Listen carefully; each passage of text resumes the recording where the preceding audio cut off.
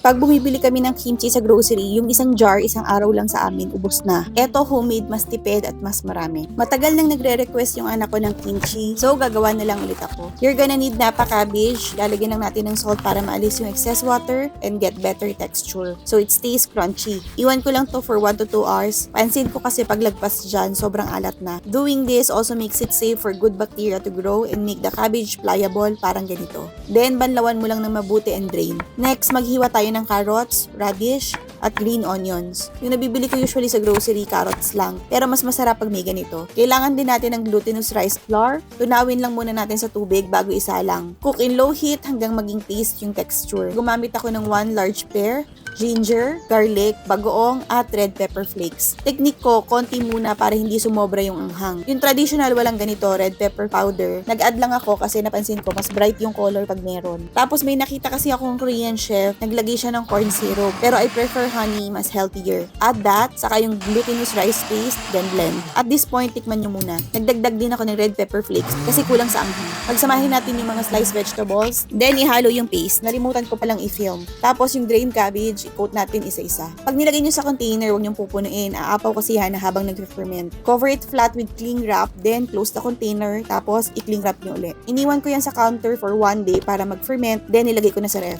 Nakagawa ako ng dalawang 1,500 ml containers. Good for 2 months na to sa amin. Save nyo na to and try nyo na rin and follow me for more recipes.